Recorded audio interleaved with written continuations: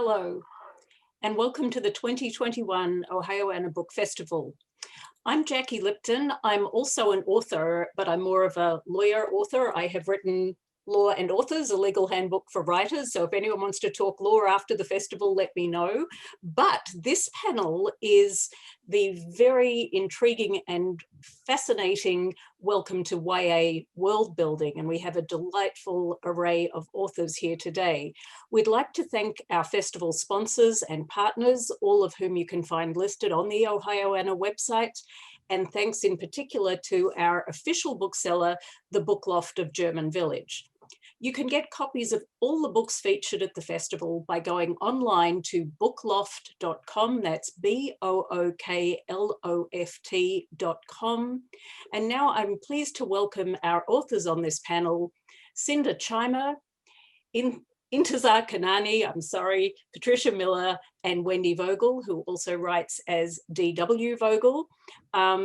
How we're going to work this is I'm going to invite each of the panelists to introduce themselves and a little bit about what they write, and then we'll start kicking around some questions about speculative fiction world building, in particular for the YA market. So just going around my screen, I'm going to start with Cinda. I'm Cinda Williams Chima, and I tell lies for a living. I have 13 books out in 3 different series, all fantasy with magical worlds ranging from Ohio to a dangerous place called the Seven Realms. Deathcaster is the book that's being featured in the festival. It is actually the 4th book in a series that begins with Flamecaster. And you can find information about all my books at cindachima.com. Thank you. My next in anti-clockwise view is Patricia Miller. Hi, I'm Patricia Miller. I'm excited to be here. I have just finished my trilogy. It's a young adult science fiction romance trilogy. This is the book that finished the series. And I also have a mystery collection published as well with scene sketches throughout it, depicting some of the scenes. I also like to write paranormal. I've got some of that in the works, and I'm working on a cozy mystery right now. Thank you. Wendy? Hi, I am Wendy Vogel, and I am a veterinarian. I am a board game developer and designer. And an author of speculative fiction. My featured book this year is Horizon Delta, which is book 5 in the Horizon series, which starts with Horizon Alpha. And it is a speculative fiction sci-fi series. I also have Flamewalker, which is a YA girl power feminist fantasy, and Super Dungeon, The Forgotten King, which is based on a board game world. So happy to share that with you today. Thank you. I feel like a slacker listening to all of it. Anyway. How many was that? 13 books? Yeah. Intisar, would you like to introduce your work? Absolutely, but I can't compete with you. Not a competition. My name is Intisar. My tagline is I write mighty girls and diverse worlds. I write primarily YA fantasy. My very latest book to come out was The Theft of Sunlight, which came out about a week ago. Congratulations. But that is very exciting. The book that's actually featured is Thorn. Theft is like a companion novel to it.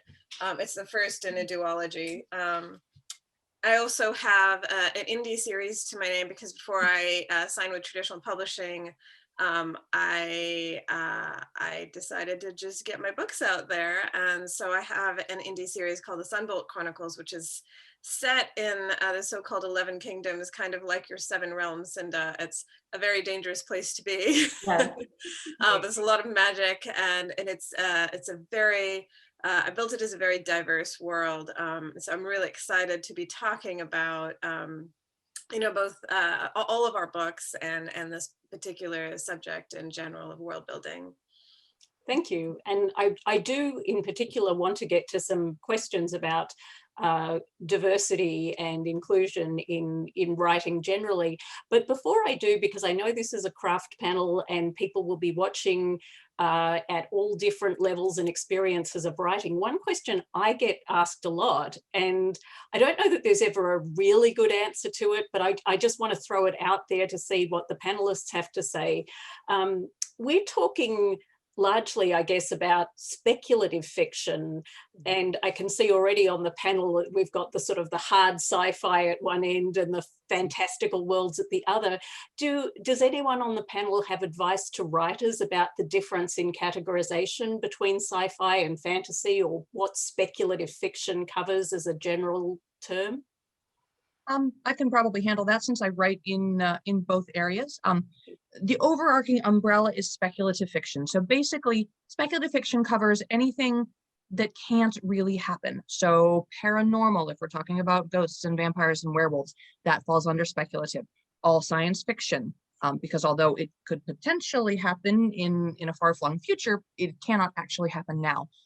Anything fantasy. So whether we have magic systems, and that makes it fantasy, or whether we have fantastical creatures, and you need not necessarily have magic systems to have, dragons and things like that in your world. All of those will come under that overarching heading of speculative. There is some crossover. I always hold up the most famous crossover of all, which is, of course, Star Wars, which is sci-fi. And you think of it as a sci-fi, right? Because we've got spaceships and we've got aliens and the things that usually make you feel like you're in a science fiction world. But we've also got the Force, and that's magic, plain and simple. There is no science behind that. That is a magic system that's used in Star Wars. So people sometimes will make the mistake of feeling like they have to go purely science fiction or purely into the fantasy realm.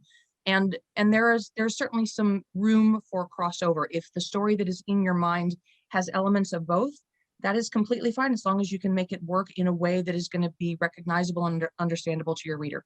And that's what all of this always comes down to, is making sure that your reader feels grounded enough in your world that they're able to take off with the story.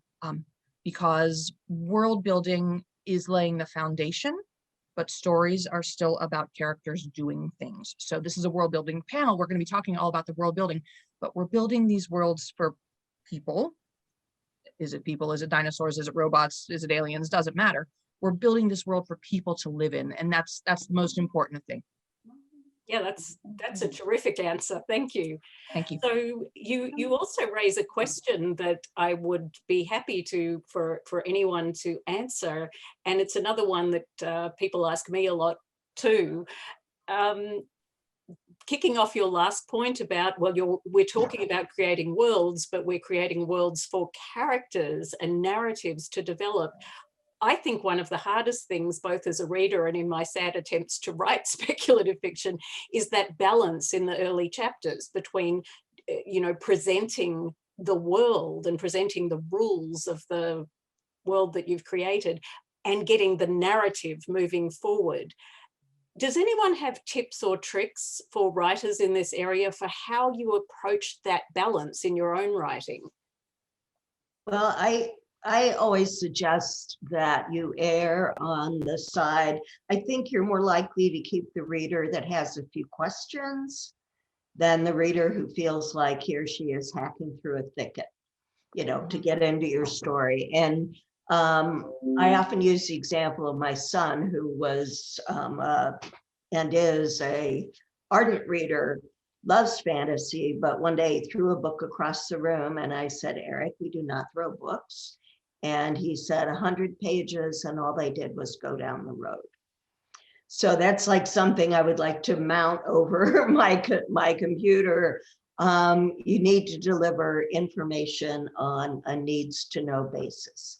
Enough, as Wendy said, to put the reader in the place, but they don't have to know everything right up front. Patricia, do you have something to add? Yes, I was just thinking about something that along the lines of what Cinda shared. I consider myself a fairly new author. I didn't start seriously writing till 2007, but one of the things that I've learned, or some tricks that I've used, is that I use other characters for the reader to learn things. So like they'll be having dialogue. So there's one character that's going to need to learn something. And as that character learns the information, either from the past or whatever, that's how the reader's going to learn as well through the characters. I've also used dreams, nightmares, flashback memories, things like that, to provide a little bit of a basis or a past in creating the world or getting the reader what they need to know. But I think that it's most important that we keep the storyline going. So I agree with Cinda, less is better than more, and you're always going to go back in and re-edit and revamp and change. So you'll always have that opportunity to go back in and consider, is there something that needs to be said here, or do I need to take some of this out so I can keep the story flowing a little bit better? Yeah, I think that's a great point. I think, bearing in mind that the first chapters are always a revision issue, it's not going to be perfect the first time. Intisar, how do you approach that balance between— Nothing is ever perfect the first time. Just Oh, I don't know. Mine are just absolutely, yeah. Well, 13 books there. Intisar, do you have tips and tricks? I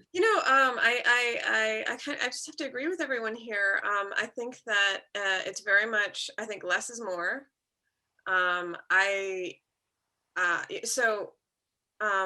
Most of my worlds are set in non-Western type cultures, whether they parallel the real world or not. They definitely don't parallel real world or European medieval fantasy, which is what we're kind of used to reading. And I have readers who'll be like, well, I didn't understand what was going on. And I'm like, well, as a non-white person, I have learned to navigate your stories, and you're going to have to trust when you pick up my story that you will find your way. And honestly, like, I know that's a little hard to edge, but I trust my reader to be able to think and find their way through. I have to give them enough clues to be able to walk the path. I can't just, throw them out the door and expect them to walk the journey. They have to have a pack to take with them. But I am not going to explain every little thing to them. I'm going to expect them to have questions, and that's okay, as long as I know the answer, and I know the answer is built somewhere into my story. Trust the reader. Intisar, that's really key. Readers are not stupid. They're not. They have to be willing to do the work sometimes. But they're not stupid. They're very, very intelligent. And most of them, when they realize they have a story that is intriguing, especially because the plot is pulling them along, they'll come along for the ride. They'll figure out the world with you. They're up for it. So, I wouldn't, again, err on the side of less is more. Always. And then you can have beta readers or editors who'll be like, this one point, I just, could you give us a little more? Okay. And if you're hearing both things, like some readers are saying, well, it was kind of boring at the beginning, but then it picked up, and other readers are saying, I really needed to know the entire hierarchy of magic, then you're probably in the right spot. Yeah. That's actually a really interesting point, because, of course, writing is a form of communication. Writers are communicating something to the reader, and there are always misunderstandings in any kind of communication. You can't write the perfect thing that everyone will understand perfectly unless it's a, pre-K reader. So that's a really, really profound point, actually. Because Intisar raised the issue of coming to a story from, a non-European medieval type perspective, which we have seen a heck of a lot of in the history of US publishing, and we are seeing changes, particularly in the YA space, which is terrific. I don't want to put anyone on the spot, but I am interested in the thoughts. We all come to our writing with a different background, but some backgrounds are much less familiar to the traditional, or what is thought to be the traditional market, than other writers. I'm interested, I might start with Intisar because she raised the issue. How do you go about sort of addressing those issues of bringing in old or new issues about gender, class, race, background, making the reading experience a richer experience for the market without scare. And I know you touched on this already, but I'd really love to dig a little deeper with you and with some of the other writers on the panel. Well, I think thinking about your question here, I feel like there's a couple of different things at play. Yeah. One is kind of how do you build that world, and I think another is you know, from a writer's perspective, how do you build it without cultural appropriation or with good representation? And those are all like different issues that are intertwined and are really, really important. So I think the first step for me is I always question my assumptions. So I'm going to start a story. It's going to be a fairy tale retelling, and obviously it's set in medieval Europe. And the first step is like, wait a minute, why is it set in medieval Europe? And it's going to be a girl who's absolutely beautiful. Wait, why is she absolutely beautiful? And her parents are evil. Wait, why are her parents evil or missing? Right. Yeah. So it can be any level of questioning, but always question the assumptions you start with, and you're going to start branching out and creating more complex narratives and stories. And, you know, questioning, well, why, you know, why do I assume that the gender norms are the gender norms? Why do I assume that the religious norms are the religious norms, right? Like, so in fantasy, we tend to have like the Christian fic, and we have the like pantheon of gods fic, and there's like nothing in between. Why? You know, can we, you know, is that really how the world looks? Actually, no, that's not any world any of us have lived in, even if we think it is. So we have to question our own assumptions about our own world, right? The idea that there was only pagan gods and that was followed by Christianity, well, maybe that was some part of some places of Europe's experience, but not most of it, even, you know. Yeah. So just questioning. And then the next step is you're making decisions about what you're really writing about, who your characters really are, where they really live, is being aware of the ramifications of your decisions, right? And that's where the cultural appropriation and the positive representation comes in. So, you know, can you write a story from a Black character's point of view during, you know, kind of an alternative reality where there's slavery and you yourself are white? Possibly not. Possibly that's not your story to tell. Possibly it's something that you need multiple sensitivity readers to help you work through, and you have multiple points of view, so this is not your only character. So, you know, you have to really think about, is it your story to tell? If it is partially your story to tell, how do you do it in a way that is sensitive to the realities that people are living, right? So like for me, growing up, like, did I see Muslims in stories? Yeah, a few. There were all these like girls who were oppressed by their terrible fathers and their horrible religion, and then they had to break free.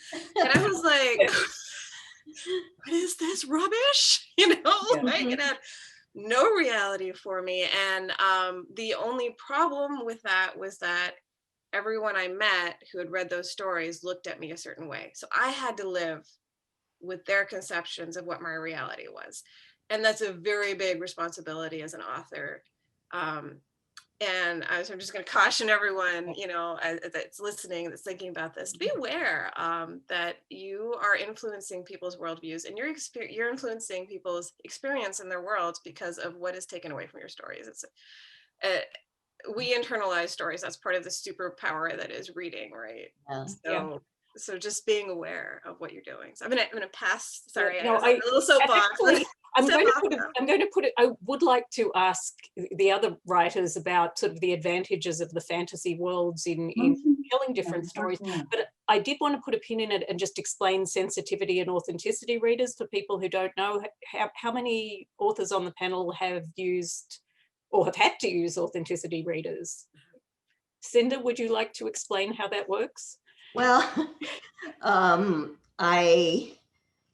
I mean, my first series was set in Ohio. You know, they always say, write what you know.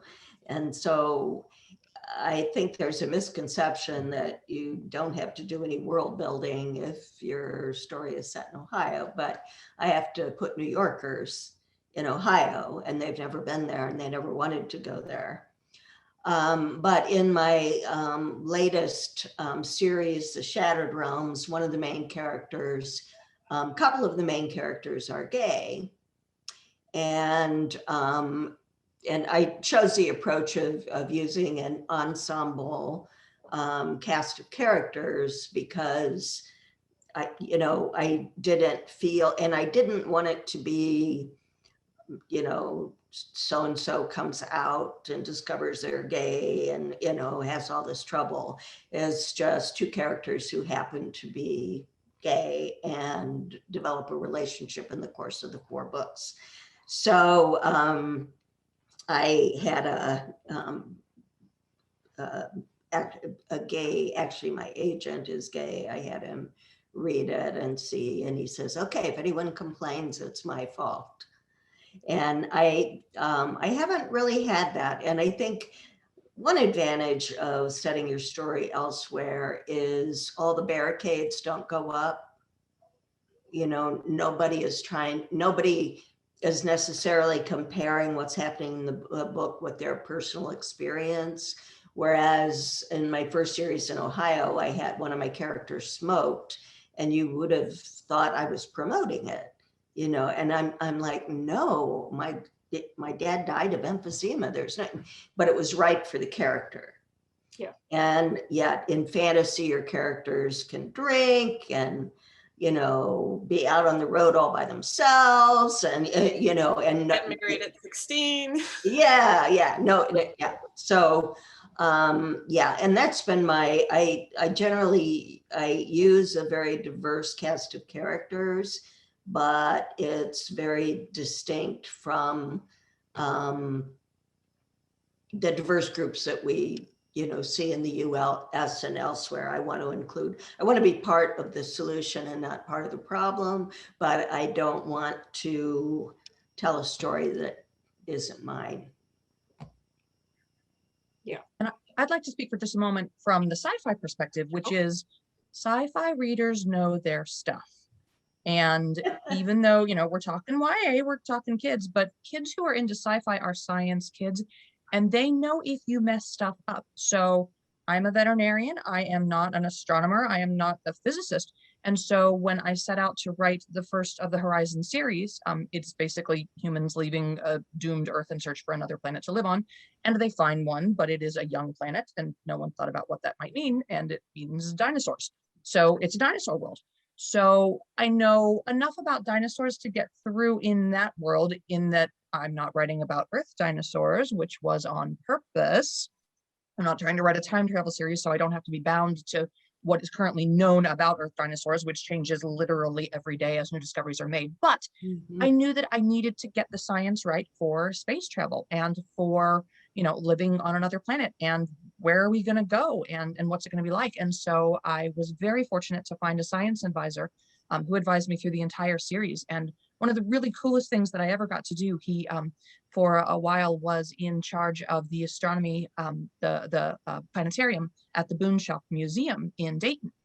And it is a programmable planetarium. So they don't just, you know, show the movie and here's the planetarium show, but they can literally fly you through space to wherever you want to go. So Horizon Alpha, the first 3 books in the series, take place on Tau Ceti E. And Tau Ceti is a star, a real star in the constellation Cygnus. And so I was able to get a private planetarium tour where he put up all of the stars and showed me where Cygnus was in our night sky, and then flew an imaginary spaceship to Tau Ceti, and then was able to turn around and look back toward our sun and our solar system. So I have seen in a planetarium world what it would look like to stand on Tau Ceti E and look back toward our sun and see what our constellations look like. So hardly any of that actually gets into the book. I mean, I'm not going to describe where stars are, but having had that experience and being able to have friends who understand this sort of thing and be able to help you to keep your science on point is super, super important when you're writing anything that has anything to do with science. Certainly it will carry over to fantasy as well, because if you have a magic system, your magic system has to make sense. There have to be counterbalances. If it's a thing where everybody is just all powerful magicians and all you have to do is snap your fingers and boop, magic just happens and there's no limits at all on it, then you probably don't really have a story.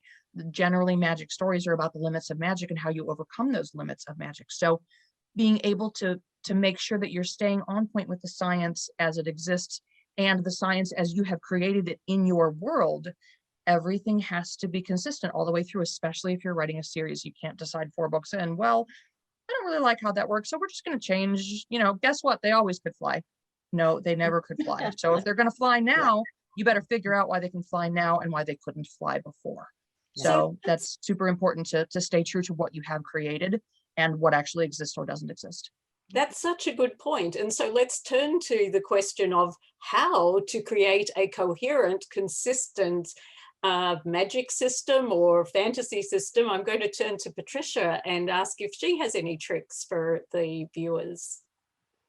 Well, I was going to chime in after Wendy spoke anyhow, because I found myself at one point in my books having to make sure that I had science correctly, I had the knowledge correctly. So I started doing research and I started following different NASA Facebook groups and sites and things like that. And there were a lot of people saying, what do you got that coming up on there for? And so it's research, but I also found it very interesting too. Because yes, we are creating a world, but it has to feel real. And like Wendy said, it has to have some kind of foundation and it has to make sense to your readers. And if you don't do that, then you're not gonna, the readers aren't gonna buy into what you're writing. If I could go back, I do wanna share that in my series, we have a young adult scientist from another planet coming to our planet. And in book 1, it's a whole lot of acclimating and realizing that our planet is not what he thought it was. So he came with all this scientific knowledge, reason, rational, everything is explained from, with science. And then he starts trying to fit in. And that's where he starts realizing that there's a lot more he doesn't know than what he knew.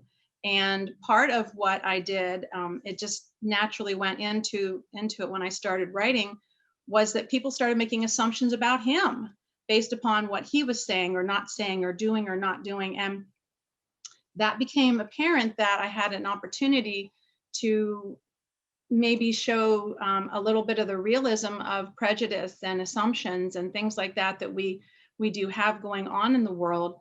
And it created a nice contrast between what our life is here and what his life is and that as well. So I think that contrast also helps the reader to understand the livelihood of what you have going on here. It's important for people to be able to see what the world we're living in from a lot of people's different perspectives. And that's one of the things I remember when my editor was going through and sending back things, he would put like a little mark off to the side and he'd say, ooh, brave, things like that.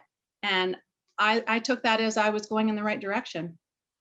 Yeah, and you are actually reiterating a point about the advantages of speculative fiction for coming sideways into some of these difficult issues, that it's not so threatening to the reader as maybe a contemporary narrative, because it's that one step removed. It's in this fantasy world. So Right. I mean, that's one reason I love reading speculative fiction, because it really can get into some of those difficult conversations without being so threatening and confronting. I was actually, this is not something I was planning to ask, but you talked about the way your character came from another world and said things that people, weren't expecting. I mean, this is, I guess, another way of asking the info dump question we touched on earlier. One thing I find, particularly with new writers, is a tendency to use dialogue to info dump. It's such an easy trap to fall into, to have the character from somewhere else come in and say, and what's this thing and how does this thing work? Does anyone on the panel have tips for how to use dialogue as part of a world building exercise specifically, as opposed to an info dumpy exercise? Well, if I could say, not just dialogue between characters, I used internal dialogue. So there's a lot of internal, the reader gets to hear what Joshua, the alien, is thinking, and what he's experiencing, and what makes sense to him and what doesn't make sense to him. And part of it was when he's experiencing things that doesn't fit in his rational mind, such as our figures of speech. Something as simple as they let the cat out of the bag. Somebody who is very scientific and literal is not going to understand that. It's not going to make any sense. And part of what Joshua struggles with is that he's got the science down, but boy, he really doesn't have any kind of social stuff down. All the way through the series, I kept thinking, am I going to let him learn how to dance? No, he never did. He could never do it without looking strange to other people. But that's just part of life. We don't all have the world by, the butts, basically. We don't know everything about everything. And it doesn't matter how smart you are, you're going to have weaknesses as well. And that's just part of it.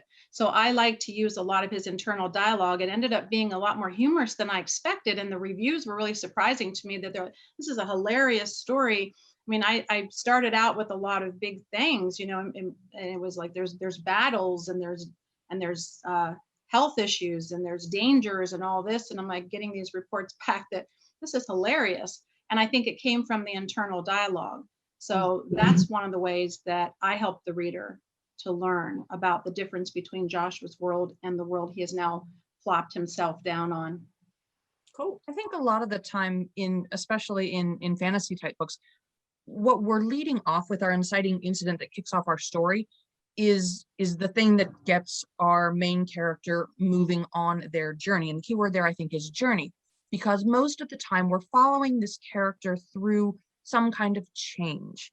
And so the simple answer to the question, I think, is usually that the reader is going to learn things as your character learns things. So, we start off with a boy who lives in a cupboard under the stairs, and he doesn't know anything about a magical world. So because we don't know anything about a magical world. But oh, look, he gets a letter from an owl. And now we're going to go on this journey with him, and the world is going to be built as he learns. We're learning along with him. So a lot of the time, that's what's happening in a lot of these books. That's, our character has gained a magical power, or found out that they are from a magical family, or learned that things are not what they thought they were, or that their life is not going in the direction they thought it was going to go in. And so there is something for them to learn, and there are new skills for them to acquire. So our reader is picking that up as our character is learning it. If our characters already knew everything about the world, then again, we wouldn't really have a story to tell, because they wouldn't be learning and growing. So that's usually how we sort of kind of back into that, is having characters learn things as we want the reader to know them as well. Yeah, I think this. Yeah, there's a saying in sci-fi world called "As you know, Bob."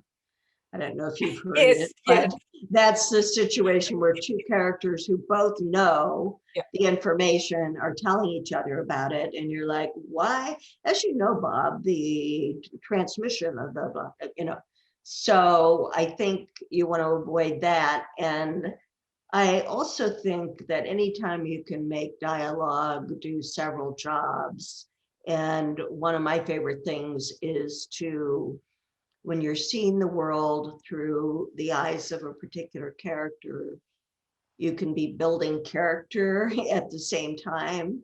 You can have an unreliable character, and there's all kinds of attitude about what they're seeing. So, I think that in world building, anytime you can make a page do more than one job, you're better off. Yeah, I remember taking a class with actually a memoir writer at one point who said every line of dialogue should serve at least 3 story functions, none of which should be exposition. Okay, there you go. I love it. Yeah. It's a really good tip. So let me turn to the magical creatures question, because we write speculative fiction. So what are the challenges? You know, we've talked about dinosaurs that aren't magical, but they're space dinosaurs, so they're a little different. And I know Cinda has some dragons in Air Chronicles. What are the challenges when you're creating really a new creature or a new version of a creature that readers would be familiar with? I was really leery about including magical creatures, and in the Air Chronicles, I know one of the books is called The Dragonair, but I was kind of cheating because the Dragonair was actually a person. But I did introduce dragons in the Shattered Realm series. Oh yes, I have my series crossed. But I was never sure exactly what to do about communication, and I kept thinking of Mr. Ed. I don't know if any of you have seen are old enough to know where the dog and the horse's mouth is and I didn't want to see that in my head, and I didn't want the reader to have to deal with it. So my dragons were telepathic, and I think that's something a lot of writers will do, because magical creatures usually don't have the oral mechanism for human-like speech. Yeah, that was my first venture into magical creatures. I may have a lot of creatures in the Seven Realms that you haven't come across, like a Fell's cat, but there's nothing all that magical about them. So yeah, I do remember the dragon in the cute dragon in the last book is the really sweet one. But anyway, that's just me. Like I can't write dragons, but I like reading them. yeah. Let me ask a question about mistakes, and I might I'll go the other way around and ask Intisar. What are some of the mistakes you see other writers make, or mistakes you've made yourself that you've in world building that you've then realized you needed to regroup? Well, I think that I think for myself, it's one of those things where it's like, oh, did I do that? Okay, now I have to make that make sense, Especially once the book is out, you're like, all right, now we've got to live with this. So it's good to question your premise or your assumptions, even after you've written your first book, to just double check, like, well, why exactly did I say magic would work like this, and how does that play out really in the long term? Is that going to be sustainable? Is this a standalone, or is this a series? And if it's a series, is it sustainable over the series? I think it's just kind of having that long view that's really important when you're writing series, and you're writing that first book. What are the assumptions, right? Like we've mentioned the Harry Potter series of J.K. Rowling, and there were assumptions inherent in that first book that about, well, Hogwarts is this elite school of magic and wizardry. It's also the only school in England. So is it really that elite? Because literally everyone goes there, right? Or so there were little, like, they're not big issues necessarily. There were bigger issues that came along later on with regards to diversity, but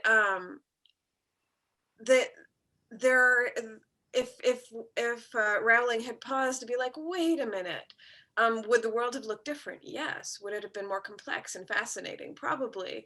Is it still a great story? Absolutely. So I think the real thing is, if you made mistakes, you've just got to learn to roll with it. Yeah, I think you make an excellent point, and all of you have written series. You make an excellent point that some things that aren't really mistakes initially can become problematic later on, because you don't realize you're going to write 5 books. Or have the rest of you faced that situation where you've set up something in book 1 that then became problematic in book 3? It's especially hard if you're a pantser.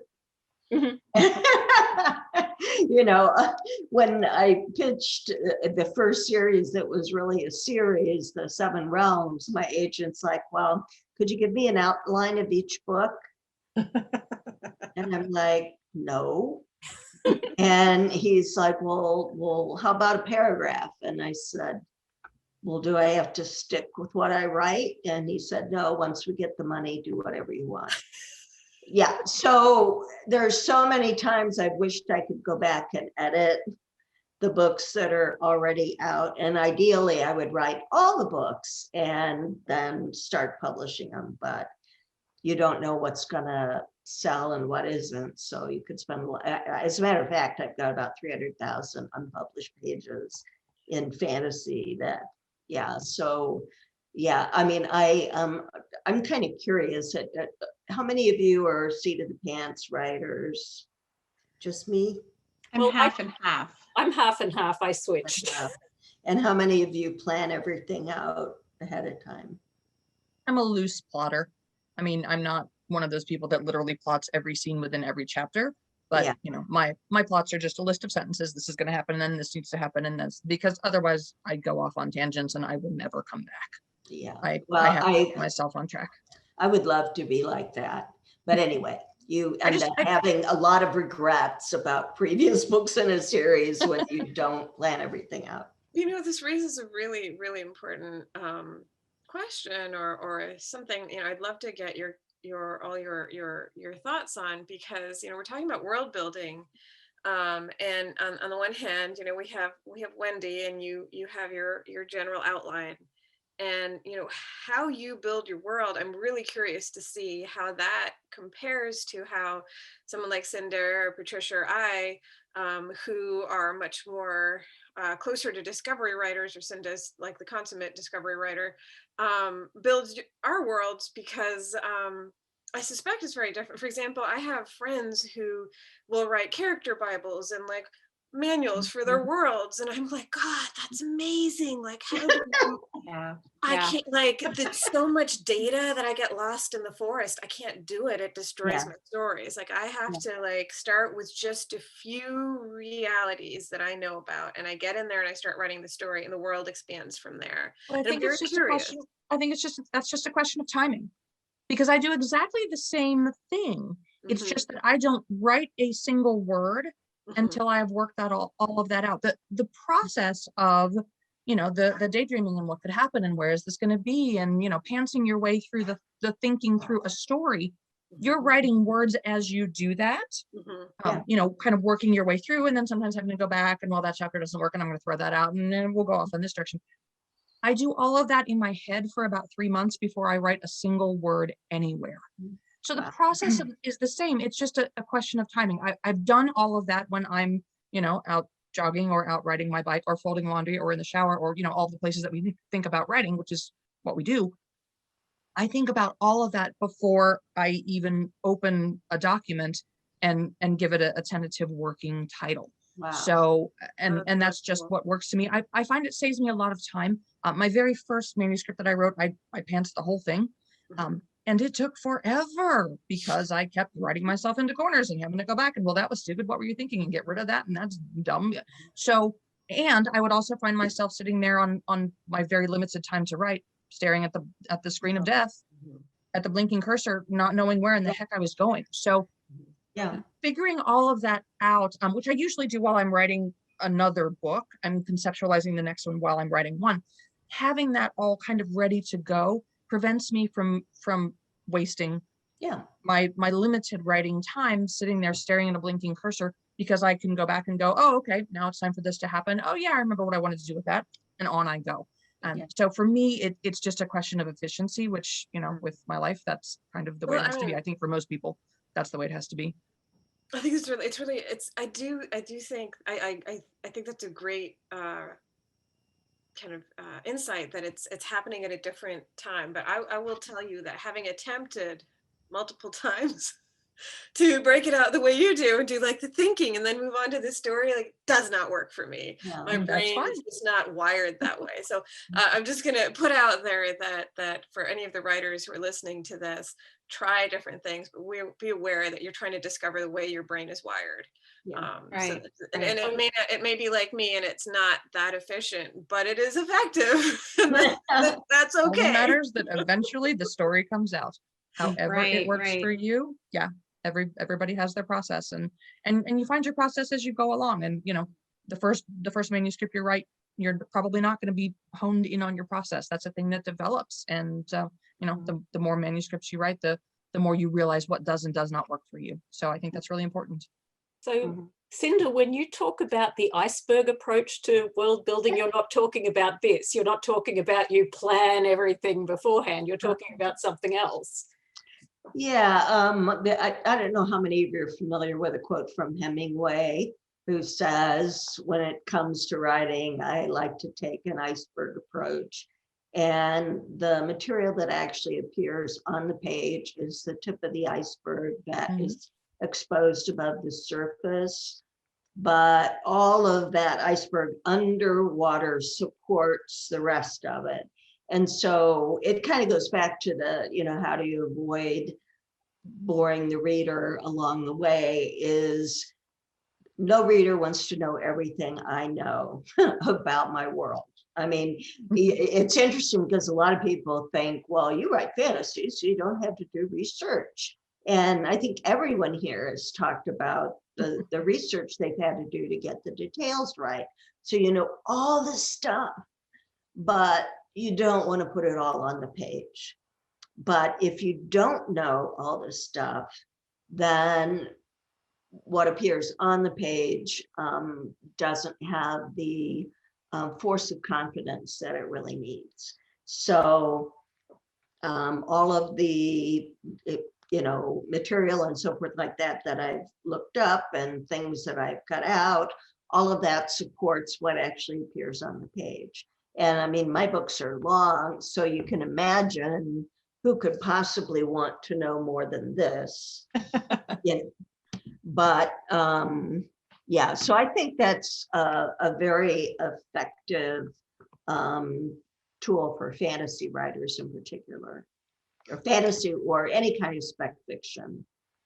Yes. Patricia, did you want to weigh in? Yeah, I wanted to weigh in on that because so first of all, I probably lean more towards Wendy, but one of the things that I learned early on, just from getting feedback, is that when people would read, you know, editors or people who would read my work and give me some feedback, they'd say, you really know your characters. You really know your characters. And I said, well, yeah, of course I do. I have sat down and I've written biographies on them before I even start the book at all. And Cinda's shaking her head. And they said, and I know that you can probably, I can tell by what I'm reading that you see and understand your world, but I'm not sure the reader does. So what I ended up doing was treating the world or the setting or whatever it is that you're creating as a character. So I would sit down and I would give, like, I would just make a big biography of everything about it. And I was going to mention this earlier. A lot of people won't like this, but for me, it works. There's great resources out there, great articles. There's one on Science Fiction and Fantasy Writers of America about questions, what you should ask yourself about your world to make sure that you're making it a multifaceted world. Like Cinda said, though, everything I write is not going to show up on the page, but it helps me understand why things are happening the way they do. Just like the biographies help me understand why the characters are saying what they're saying or reacting or responding and the way that they're responding. Yeah. So, and as far as outlining goes, after I do the biographies of all of the characters and the world, that doesn't mean everything's going to stay that way. So that's why I say I'm half and half. I have a general idea of the arc of the story and where it's going to go. But when I start writing, I do end up finding myself going places that I wasn't planning on, and I'll stop and I'll go, okay, now what are you going to do now? So I'll think about it for a while. And a couple of times, like you guys have mentioned, like writing yourself into a corner or no, that's not going to work. Before I'll take something like that out, I'll give it a great deal of consideration because it might actually be a better idea. Mm. So sometimes I go, you know what? I didn't think of this before, but now I can do this and now I can do that. So if it wasn't probably a little ridiculous to hear everybody say about how I write biographies, what I also do is I have what's called a rolling outline. So as I write a chapter, I write an outline of that chapter, just a few sentences, just so I know what's happened in that chapter. And if I really feel concerned that I can't keep the details straight, I will also highlight the important details that I know need to stay consistent throughout the entire book or the series, because I'm a little bit like that too. I like everything to dovetail. I like everything to fit together. So I kind of have a plan and I kind of go my own direction, but I make sure that I am writing down what I'm doing. And then I kind of do what Wendy said too. When I stop, I plan what I'm going to do the next time I sit down. Yeah. That way, when I sit down, I'm not staring at the screen going, now what's going to happen? I at least have an idea. Doesn't mean it's always going to go that way, but I have a place to start. Well, I see that we're coming up on the hour, so I'm going to ask everyone to give one final tip, inspirational piece of advice to the people listening. And there was one thing I wanted to ask Cinda, so this can be her tip or she can come up with something else. But everyone has talked about the importance of research with fantasy worlds, and Cinda mentioned earlier, it's kind of important in the real world too. It's kind of important to create a real setting, and Cinda has created stories both in Cleveland, where I live, and elsewhere. So I was hoping that her closing thought could be about the importance of world building when you're bringing in real contemporary settings.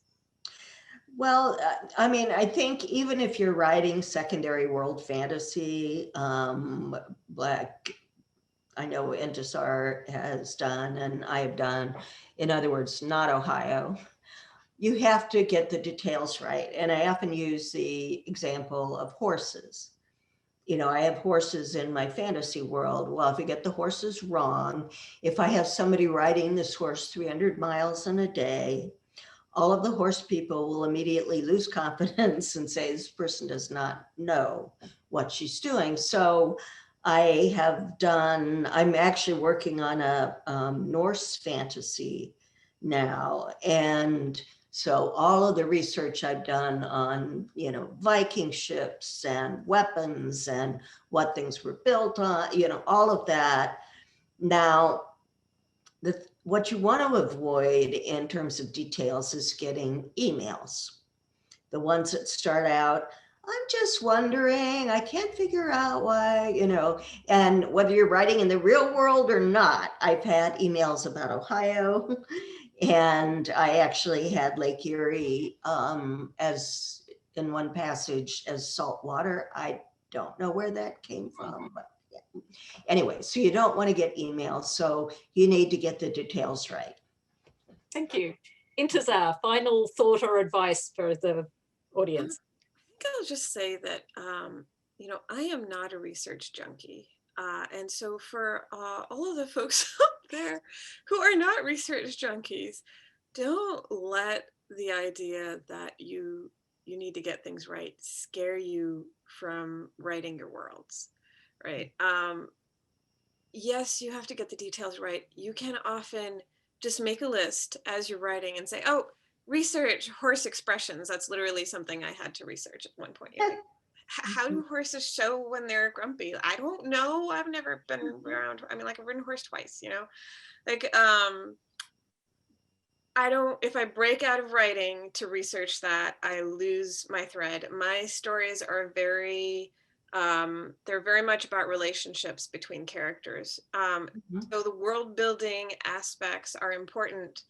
And they're important, out the get-go because, socioeconomic status and class and race, and these are all parts of your world and they all have an impact on how your characters relate to each other and all of that. So that's important kind of to feel out or figure out as you're going into the story. But once you're in there, it's okay to make a list of, your fix-its and the things you need to research.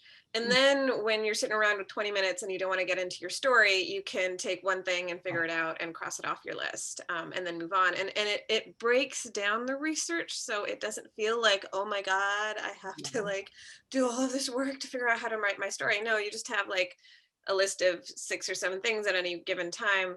And they're pretty easy to figure out as you go along. So that would be my tip. Especially That's research. That's brilliant. That's a terrific tip. Yeah. Patricia, what is your parting thought?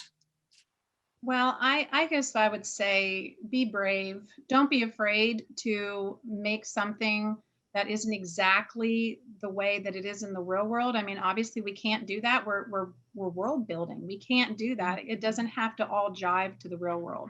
So for me, I had to play both. I had to, okay, when I'm here on Earth, it had to jive. But man, when I go to Theos, it can be absolutely anything that I want it to be, as long as I write it in such a way that it makes sense to the reader.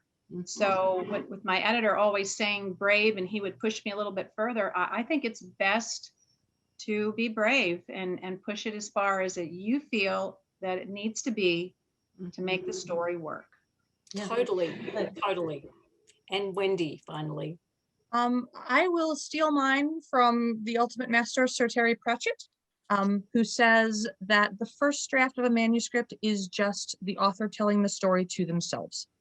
So don't get hung up on this has to be perfect and this has to be right. And I'm going to be married to every single word that I'm going to put in this manuscript. The first draft is just get it out, make it be, and then you can make it pretty. Your first draft is for you, and then you're going to shape it and you're going to form it and you're going to put it into a condition that is going to make it appreciable by your readers who don't have the benefit of all of the knowledge that's swirling in your head. I always say, in my writing group, this book does not come every copy with a free Wendy to explain it to you. So if it's not on the page, it's not going to be there. You can say, well, this didn't really make sense. Well, of course it does. And I can explain it all to you. If it's not on the page, it's not there. So the first draft is for me, but future drafts then, as I'm editing, are for my reader to make sure that everything makes sense to my reader and make sure everything is going to work for my reader. So making that distinction between just getting the pages out and making it exist, and then later on making it pretty and making it approachable and accessible for your reader, I think is a really important thing. Not feeling like your first draft is supposed to be your final finished draft, the way it's going to go off into the world, I think is a really important concept for writers that are working, especially on your first novel. Yeah. Beautiful, important point. And so bear in mind, if you do attempt to purchase books at the Book Loft, you will not get a free Wendy. Right. So let me thank our panelists again. It's been wonderful to be here speaking with Cinda Williams Chima, Patricia Williams, Patricia Miller, I said Williams again, Intisar Khanani and Wendy Vogel. Thank you very much, everyone, for watching wherever and whenever you are watching.